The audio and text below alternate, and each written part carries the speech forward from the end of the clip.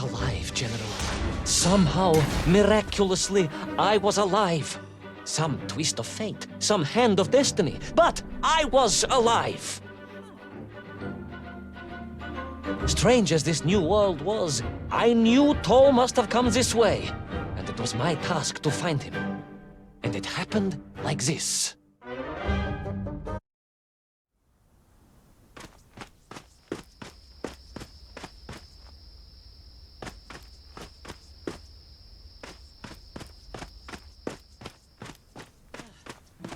The sun beat down on me relentlessly. The heat was unbearable. I was exhausted. Yet I could not stop. I had to go on. For 7 weeks I trudged across the desert. On the second day... Please, comrade, if we may. I think we can skip the details, unless you consider them to be particularly relevant to the location of Little Orpheus. Of course, General. We will simply omit the tale of the singing chasm, the oasis of mirrors, the sightings of Toll's Mienk aloft on their pterodactyls carrying parts of my crashed rocket drill over the horizon to Lemuria. Wait! The what? Singing chasm? Not that, but the rocket drill. Oh yes, General, the rocket drill. But what did Toll want with it? And why Lemuria? Lemuria? Lemuria, General. I am not familiar with this Lemuria, comrade. Well, that is because it does not exist, General. Or at least, so I thought.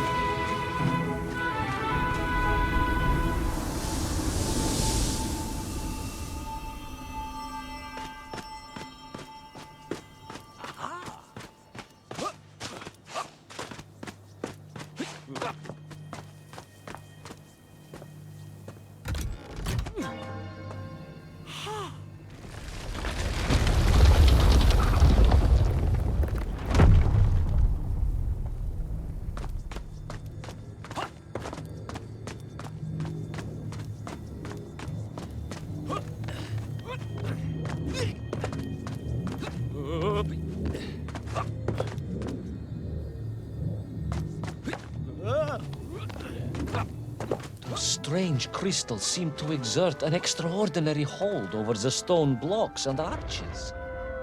When they hummed, the whole city remade itself. Where they were missing, clearly looted by some villainous thief, the city was fallen to ruin. It was like a vast musical instrument, vandalized, and yet still attempting to toot.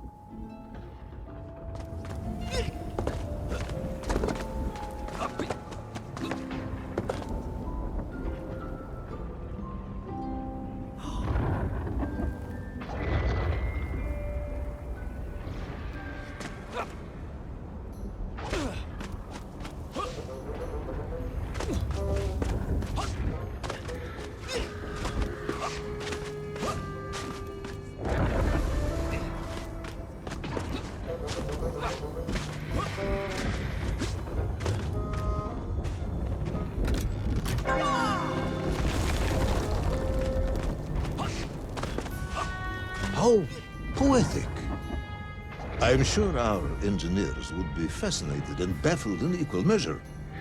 If the whole department hadn't been arrested for sedition last week, I would happily convey it to their skeptical ears. Sedition, General? Really?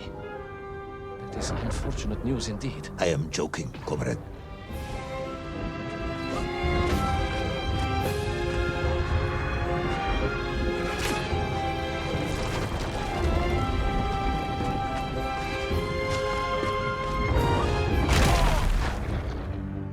How poetic. I'm sure our engineers would be fascinated and baffled in equal measure. If the whole department hadn't been arrested for sedition last week, I would happily convey it to their skeptical ears. Sedition? How poetic. I'm sure our engineers would be fascinated and baffled in equal measure. If the whole department hadn't been arrested for sedition last week, I would happily convey it to their skeptical ears. Sedition, General? Really? That is unfortunate news indeed. I am joking, comrade.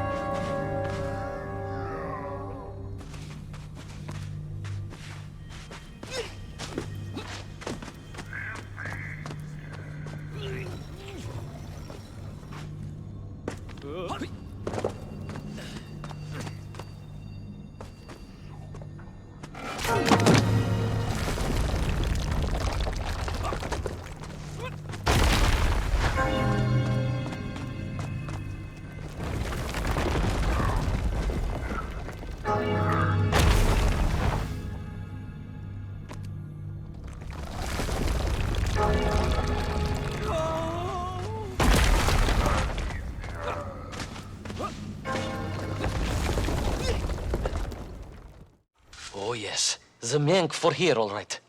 Which meant whatever dastardly scheme Toll had, it was to be enacted on these burning sands. And you will explain this in due course, I imagine. Imminently, General. What you need to know first is this.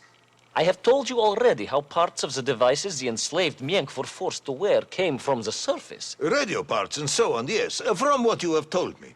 Assuming there were plenty of lost ships in the ocean as you claim, for Toll to have dredged up what he needed to assemble them. Aha, good. You are one step ahead of me, General. I said assuming. Of course, assuming.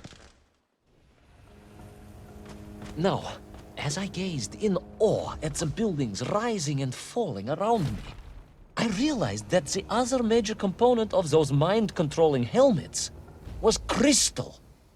Toll had raided Lemuria for them. He knew the city. He knew the crystals could amplify vibrations and waves, and was using them to boost the signal of the radio parts to exert his control over the nymph.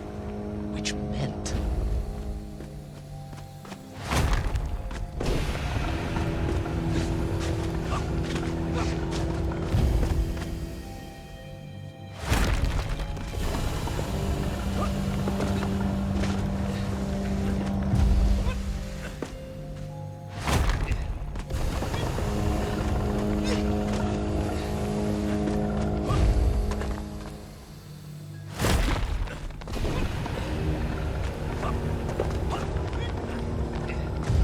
Yes? Imagine, General, what such amplification could achieve when fused to the finest atomic science our great Soviet civilization has produced. Wait. I do not understand. You said Toll was planning on using the bomb to shatter the Earth's crust to return to the surface. A tragic mistake, General. He had not recognized the extent of his mad ambitions. You mean to imply Toll would have attempted to enslave the Russian people? Pah! The will of the Soviet citizen is mighty and strong. To you, perhaps, as a trained warrior, but consider, perhaps instead, a humble son of a toy maker from Tomsk. Ah, yes. Perhaps we have our share of simpletons, after all.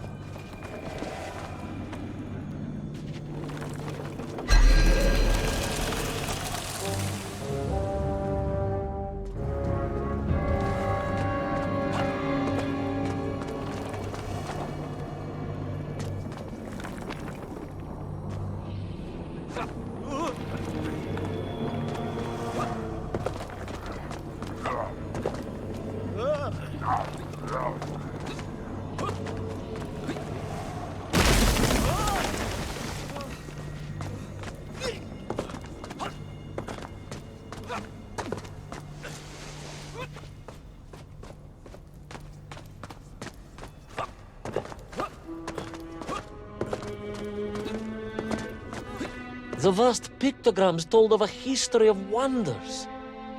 They seem to suggest the Lemurians were travelers from another world, where a mysterious clock seemed to stand. That is very mysterious. As mysterious as the location of little Orpheus, perhaps. Yes, of course, General. I am just getting to that.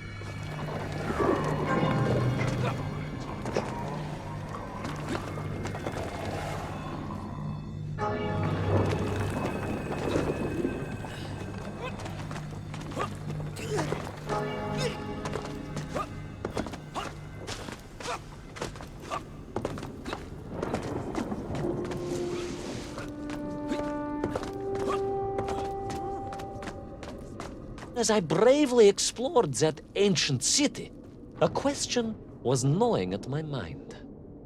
What did it mean that the Lemurians had foreseen the coming of Tol? And who was the man from above that was celebrated as the savior of the Menkth? It was almost as if they could read the future in their crystals.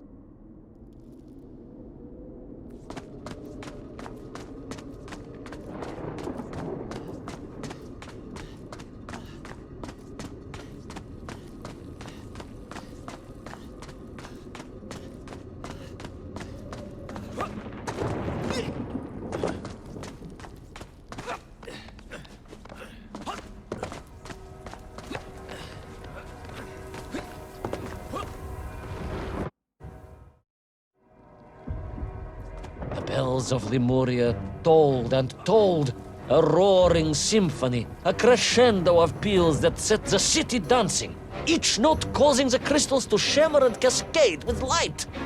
But the sandstorm was no natural phenomenon, and the bells did not ring for celebration. Something was very wrong here. Aside from the pterodactyls and the Menkth and the dancing stones and the ancient magical prophecies and the crystals and now the giant bells, you mean? If you don't want me to continue, General, then I can easily just quietly go home. Don't think Chepucha will get you out of this one, comrade.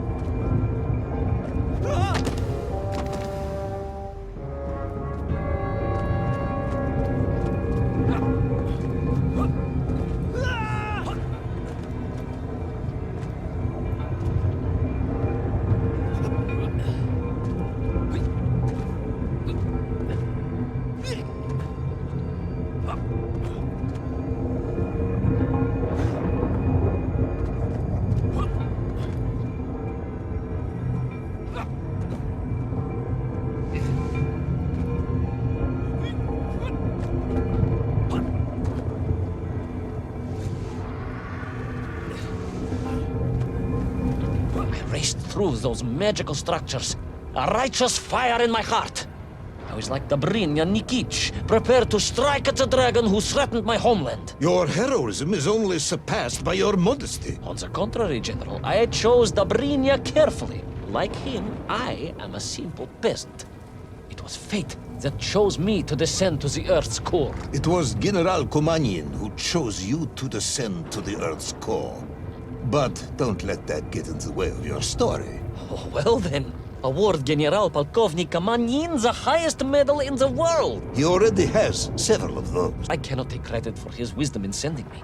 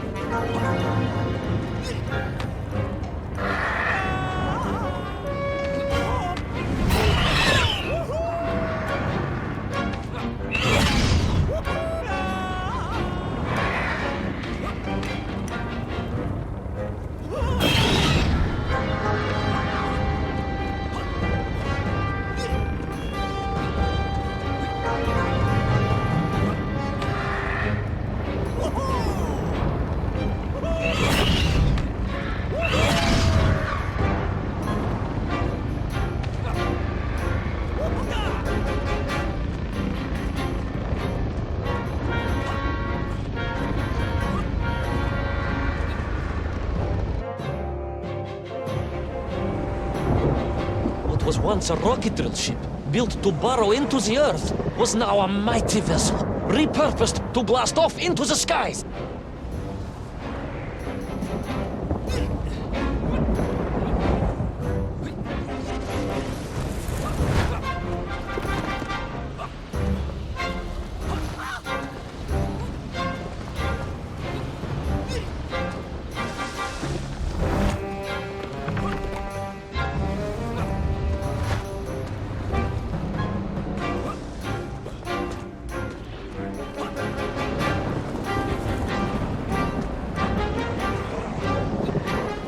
There was no doubt that Toll was headed for the strange world with its clock, although to what end I was yet to understand. But there was no time to consider, no time for questions.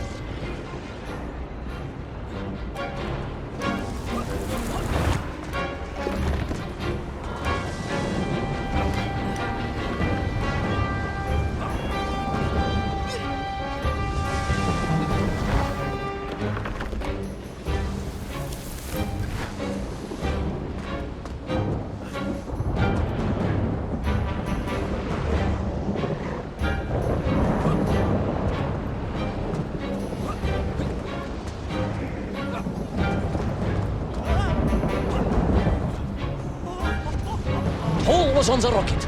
Little Orpheus was on the rocket.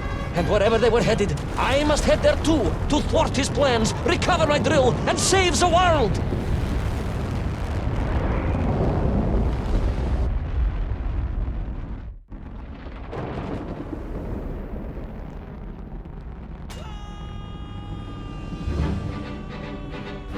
Will our enthusiastic yet disorientated hero be burnt to a cinder by the rocket's engines? Will he be smashed into the rock that surely must be beyond the Lemurian skies? Does Nikolai Petrovich Kamenyan really need any more medals? What was the strange clock, and what could it all mean? All of these questions and more will be answered, if you're extremely lucky, in the next exciting episode of Little Orpheus!